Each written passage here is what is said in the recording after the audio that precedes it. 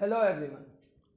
So in this video we are going to discuss the chapter number 12 of class 10 magnetic effect of electric current. So आज हम इस video में magnetic effect of electric current के बारे में discuss करेंगे. सो चलिए स्टार्ट करते हैं हमारा topic with magnets. So magnets क्या होते हैं? आप सभी ने मैग्नेट्स देखे हैं. So magnet is an object which attract pieces of iron, steel, nickel and cobalt. Magnet वह ऑब्जेक्ट होता है जो आयरन, कोबाल्ट, निकल जैसे मेटल्स को अट्रैक्ट करता है जब वो उसकी सराउंडिंग में आते हैं. अब मैग्नेट के दो मोस्ट कॉमन टाइप्स जो देखने को मिलते हैं, फर्स्ट इज बार मैग्नेट जो रेक्टेंगुलर शेप में होता है, एंड सेकेंड हॉर्सशू मैग्नेट जो कि आपकी स्क्रीन पे विजिबल हैं. अब अगर ये मैग्नेट की हम बात करें तो जब मैग्नेट को फ्रीली सस्पेंड किया गया तो मैग्नेट का एक एंड नॉर्थ डायरेक्शन को रिप्रेजेंट किया और मैग्नेट का दूसरा एंड साउथ डायरेक्शन को रिप्रेजेंट किया.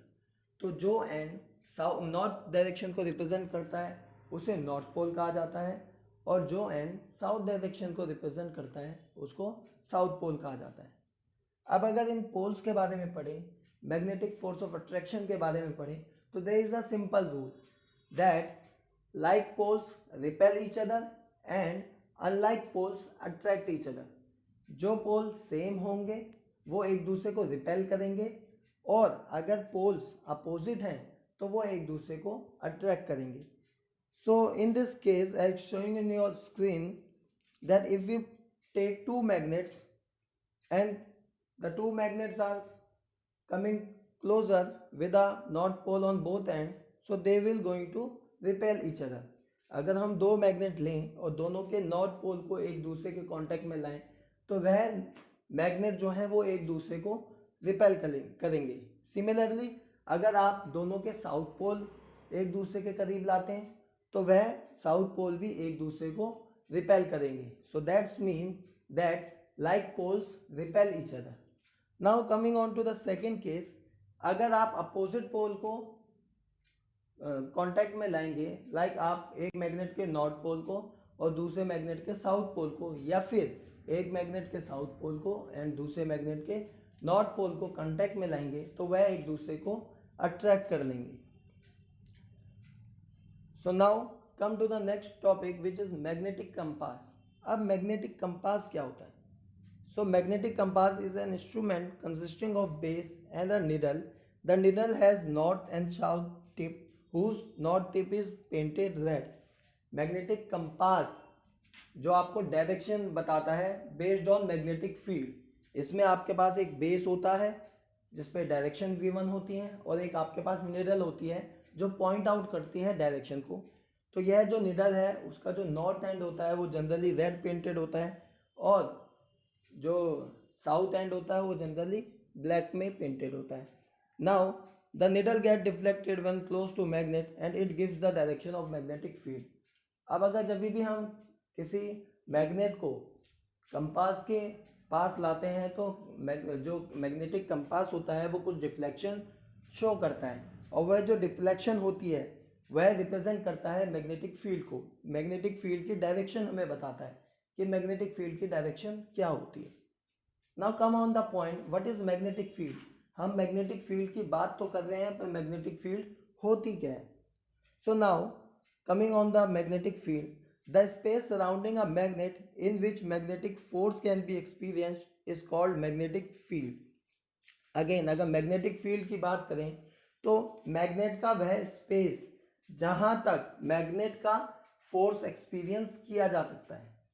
हर एक मैग्नेट की अपनी एक मैग्नेटिक फील्ड होती है जहां तक वो मैग्नेट अपना फोर्स ऑफ अट्रैक्शन या फोर्स ऑफ रिपल्शन करवा सकता है.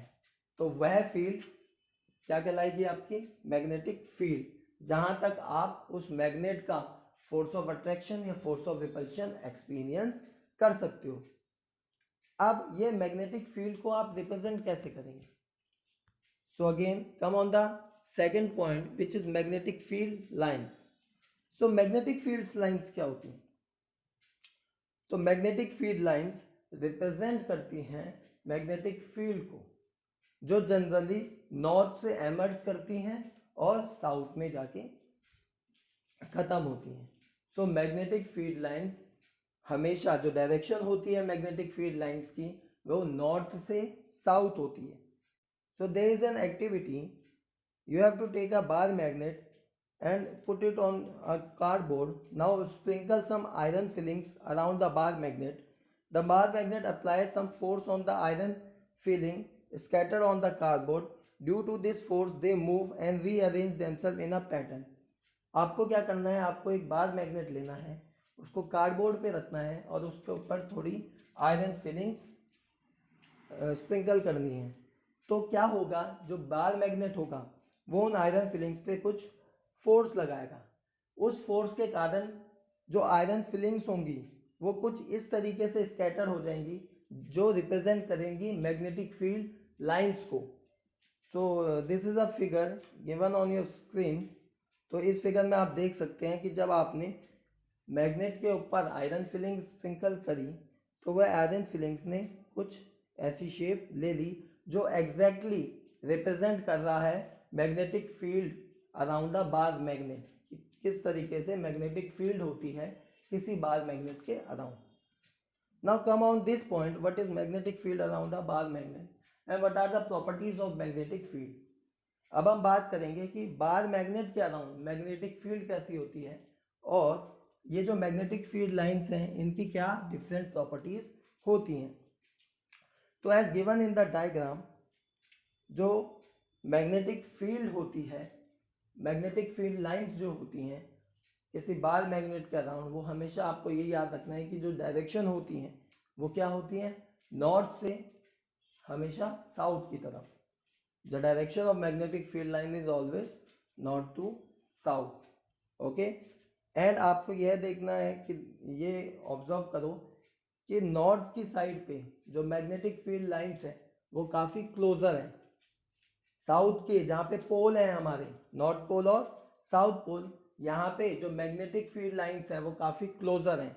और अगर हम बाकी बीच के एरिया में बात करें तो मैग्नेटिक फील्ड लाइंस उतनी ज़्यादा क्लोजर नहीं है। सेकेंड थिंग कि बार मैग्नेट के बाहर जो मैग्नेटिक फील्ड होती हैं, मैग्नेटिक फील्ड लाइंस होती हैं, वो क्लोज कर्व बनाती हैं। अगेन मैग्नेटिक फील्ड लाइंस बार मैग्नेट के बाहर नॉर्थ से निकलती हैं और साउथ में जाती हैं, साउथ पोल तक जाती हैं। सेकेंड थिंग कि उनका जो डायरेक्शन है, उनका जो पैटर्न है वो कैसा है, क्लोज कर्व में है, नॉर्थ से south close curve. Second thing कि पोल पे जो मैग्नेटिक फील्ड लाइंस होती हैं वो काफ़ी ज़्यादा क्लोज होती हैं as compare to mid part. Now come on the different properties of magnetic field lines. Magnetic field lines की क्या प्रॉपर्टीज होती हैं? There are three properties which are very important for your examination point of view. Now the first property is magnetic field lines originate from north pole and ends at south pole. पहली property आपको direction बताती है कि magnetic field lines की जो direction है वो कहाँ होती है, हमेशा नॉर्थ पोल से एमर्ज करती हैं और साउथ पोल में एंड करती हैं। Second thing, the degree of closeness determine the strength of magnetic field. ये मैग्नेटिक फील्ड लाइंस जितनी ज़्यादा क्लोज होंगी उतना ज़्यादा मैग्नेट का स्ट्रेंथ होगा। आई एम रिपीटिंग अगेन, ये मैग्नेटिक फील्ड लाइंस जितना ज़्यादा क्लोज होंगी उतना ज़्यादा मैग्नेटिक फील्ड लाइंस का स्ट्रेंथ होगा। तो आप देख सकते हैं कि मैग्नेटिक किसी बार मैग्नेट के पास ऑब्जेक्ट जितना पास होगा उतना ज़्यादा उस पर फोर्स लगेगा और कोई ऑब्जेक्ट जितना ज़्यादा मैग्नेटिक बार मैग्नेट से दूर होगा या किसी मैग्नेट से दूर होगा उस पर फोर्स उतना ही कम लगता है। क्यों? क्योंकि जैसे जैसे हम मैग्नेट से दूर चलते हैं जो मैग्नेटिक फील्ड लाइंस हैं उनके बीच में स्पेस काफ़ी ज़्यादा आ जाता है और मैग्नेटिक फील्ड लाइंस की जो क्लोजनेस होती है वो स्ट्रेंथ डिटरमाइन करती है किसी मैग्नेट की। तो मैग्नेट के पास ऑब्जेक्ट जितना ज़्यादा होगा उस पर फोर्स उतना ज़्यादा ही लगेगा, मैग्नेट से दूर और कोई बॉडी जितनी होगी उस पर फोर्स उतना ही कम लगेगा। Now the third point is magnetic field lines do not intersect each other. Important point है, आपको ये याद रखना है कि मैग्नेटिक फील्ड लाइंस कभी भी एक दूसरे को इंटरसेक्ट नहीं करती है। Now the question is why they don't intersect each other. Magnetic field lines एक दूसरे को इंटरसेक्ट क्यों नहीं करती? So the answer is magnetic field lines never intersect each other because resultant force at north pole can only be in one direction. Had the line intersected, it would be in two directions, which is not possible. Okay, now अगर कोई magnetic field lines या कोई lines intersect करती हैं, that's mean कि उनकी direction same नहीं थी, जबकि मैग्नेट में जो मैग्नेटिक फील्ड लाइंस होती हैं उनकी एक ही डायरेक्शन होती है, नॉर्थ टू साउथ। और अगर यह फील्ड लाइंस एक दूसरे को इंटरसेक्ट करती हैं तो दैट्स मीन कि उन मैग्नेटिक फील्ड लाइंस की डायरेक्शन सेम नहीं थी, जो कि पॉसिबल नहीं है। यही कारण है कि मैग्नेटिक फील्ड लाइन कभी भी इंटरसेक्ट नहीं करती, क्योंकि सभी मैग्नेटिक फील्ड लाइंस की एक ही कॉमन डायरेक्शन होती है, from north to south. Okay, so now come to the point, magnetic field due to current carrying wire. Magnetic field due to current carrying wire. Now there was a Danish psychist and chemist Hans Christian. Once he performed an experiment and he saw that the current flowing in a circuit caused deflection of compass needle which was kept near to it. He then concluded that current carrying wire produces magnetic field. Okay, so there was an physicist and chemist हंस Christian, वो एक बार एक experiment perform कर रहे थे, तो उन्होंने ये देखा कि एक सर्किट के पास जब वो इलेक्ट्रिकल कंपास को लाए तो इलेक्ट्रिकल कंपास में डिफ्लेक्शन हुई। नाउ जो मैग्नेटिक कंपास होता है, मैग्नेटिक कंपास में डिफ्लेक्शन कब आती है? जब कोई मैग्नेटिक फील्ड आसपास हो, वो रिप्रेजेंट करता है मैग्नेटिक फील्ड की डायरेक्शन को। सो इससे ये कंक्लूड किया गया कि अगर किसी कंडक्टर में करंट पास हो रहा है तो वह मैग्नेटिक कंपास में डिफ्लेक्शन लाया। दैट्स मीन कि करंट कैरिंग कंडक्टर के अराउंड कुछ ना कुछ मैग्नेटिक फील्ड होती है। So this is the magnetic field due to current carrying conductor. Now the question arises, how will we determine the direction of magnetic field around a current carrying conductor? हम कैसे पता करेंगे कि current carrying conductor के around magnetic field की direction क्या होगी? सो there is a rule, right hand thumb rule. Right hand thumb rule states that if we hold a current carrying wire in the right hand and if the thumb points towards the current, the direction in which the finger encircle gives the direction of magnetic field. That's mean कि अगर आप अपने right hand में एक current carrying conductor को पकड़ेंगे इस हिसाब से कि आपका जो अंगूठा है, आपका जो थंब है, वो डायरेक्शन बताए करंट की। सो जो आपकी फिंगर्स की मूवमेंट है वो रिप्रेजेंट करेंगी मैग्नेटिक फील्ड को। आई एम रिपीटिंग अगेन, अगर यह पेन आपको करंट की डायरेक्शन बताता है, करंट कैरिंग कंडक्टर बता रहा है जिसमें डायरेक्शन जो है वो कैप की तरफ है, ऊपर की ओर है, तो आपको क्या करना है, आपको अपने राइट हैंड थंब को करंट की डायरेक्शन के अकॉर्डिंग लगाना है और जो आपकी फिंगर की मूवमेंट होगी वो रिप्रेजेंट करेगी मैग्नेटिक फील्ड को। तो राइट हैंड थंब रूल के अकॉर्डिंग अगर करंट की डायरेक्शन आपका थंब रिप्रेजेंट कर रहा है तो जो मैग्नेटिक फील्ड की डायरेक्शन है वो आपकी फिंगर रिप्रेजेंट करेंगी, जिस डायरेक्शन में फिंगर रिप्रेजेंट हो रही है। तो राइट हैंड थंब रूल आपको रिलेशन बताता है मैग्नेटिक फील्ड और डायरेक्शन ऑफ इलेक्ट्रिक करंट की। So that's it.